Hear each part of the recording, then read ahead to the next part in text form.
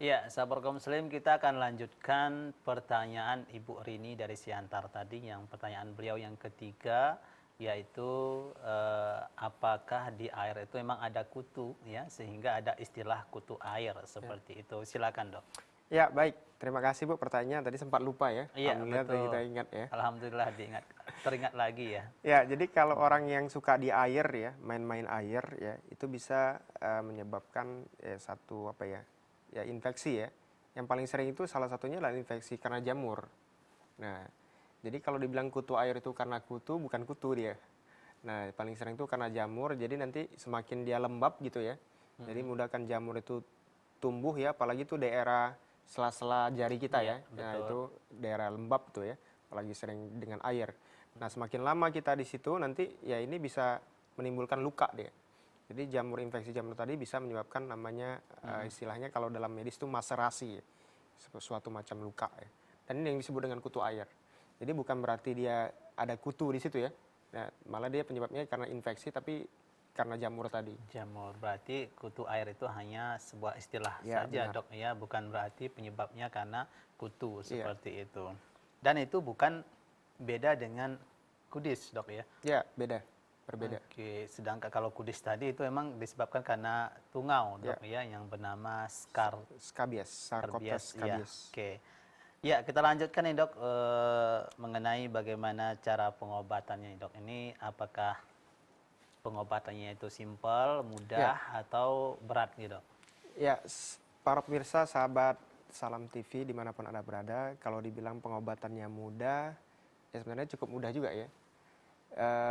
Jadi dia ada satu krim ya, krim seperti salep ya, namanya permetrin ya 5%. Jadi kita bisa mengobatinya dengan salep ini. Nah, salep ini nanti dioleskan pada sore hari biasanya. Jadi dia waktunya lebih kurang 8 jam ya, ada di badan kita. Jadi seluruh badan kita nanti diolesin salep tadi untuk Sebelum membunuh tidur tungau. gitu, Dok, ya? Ya, sebelum tidur. Ya artinya setelah mandi sore ya atau Iya. setelah maghrib ya.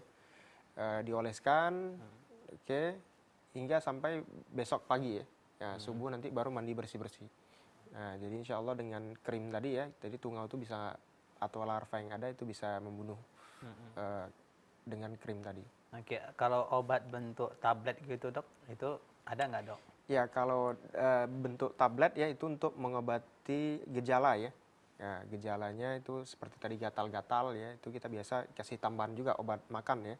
Dan juga kalau misalnya sudah terjadi infeksi ya, infeksi itu biasa ditandai dengan adanya pus atau nanah di kulit tadi. Ya. Nah, itu merupakan satu tanda infeksi sekunder biasanya. Sudah ada infeksi kuman atau bakteri dan itu biasa kita berikan ya untuk pengobatannya antibiotik ya untuk membunuh kuman tadi.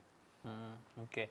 Nah, untuk mendapatkan obatnya ini apakah bisa didapatkan di apotek atau emang harus resep dari dokter? Ya,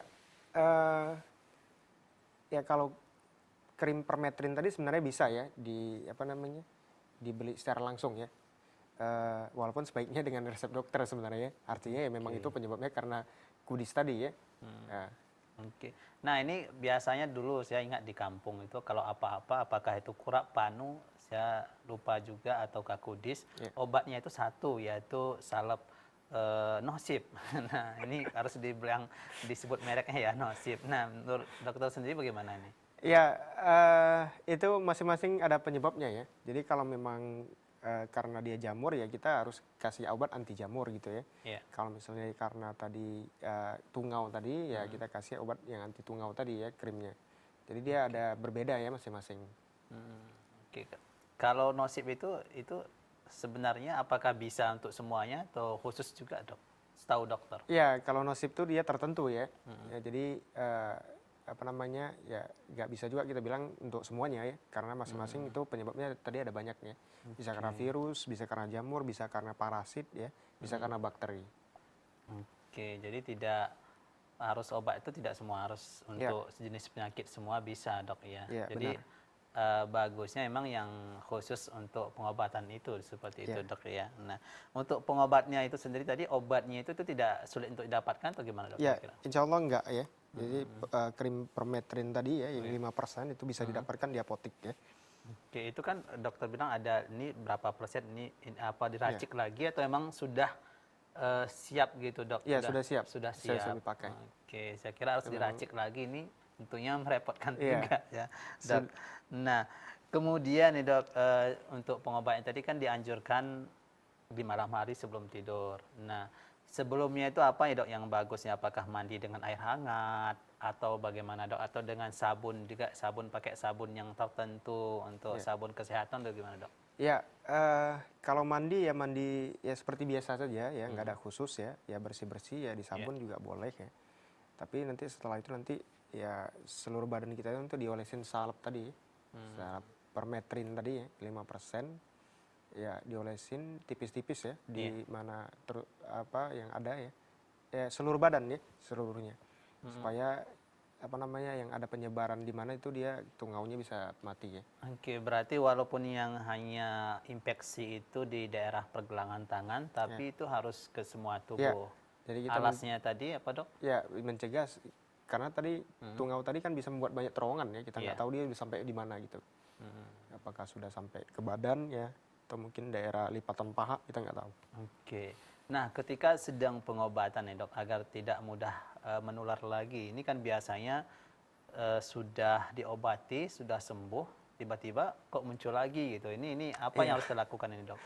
Ya, kalau diobatin muncul lagi berarti ada satu media ya yang bisa dia menularkan kembali tungau tadi. Jadi memang kita selalu menganjurkan ya setiap orang yang sudah terkena penyakit skabies tadi ya, Iya. itu semua pakaiannya nanti dicuci ya, direbus ya, dijemur ya, supaya memang benar-benar media apa namanya yang bisa menularkan itu benar-benar habis ya, nggak ada lagi.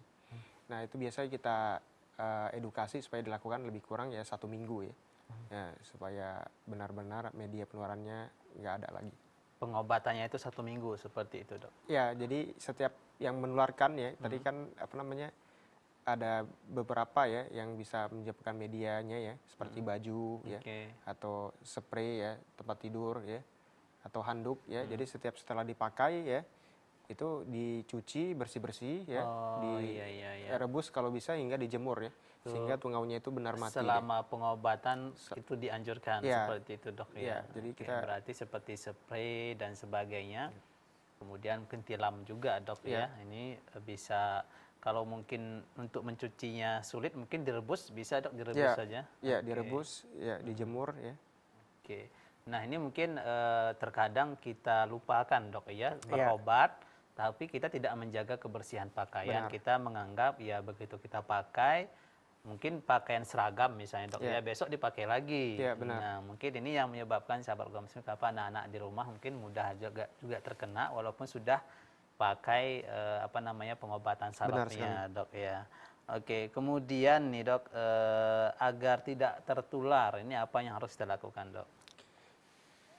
Ya, sahabat keluarga Salam TV dimanapun Anda berada, jadi supaya kita tidak tertular dengan namanya penyakit menular ya, Iya. tentunya kita harus menjaga kebersihan ya diri masing-masing ya, Iya. termasuk tadi kebersihan pakaian ya, jangan buka pakaian itu bersama ya, sama satu orang dengan orang lain ya, handuk juga masing-masing ya. Kemudian ya pakaian itu ya dicuci ya kan, sering dicuci ya, kemudian dijemur ya. Itu juga spray mungkin tempat tidur ya, tilam, bantal ya. Nah, itu perlu kita bersihkan ya supaya kalau misalnya ada suatu infeksi ya seperti parasit tadi ya, Sarcoptes KBI ya atau mungkin yang lain ya seperti kutu dan lain sebagainya bakteri ya, itu bisa medianya itu benar-benar nggak ada lagi ya untuk penularan.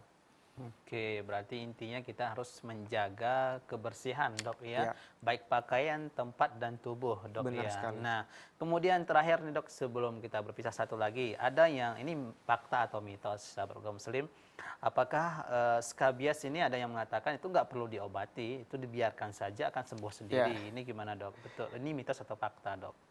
Ya, kalau ditanya skabies bisa sembuh sendiri ya, memang ada waktunya dia ya.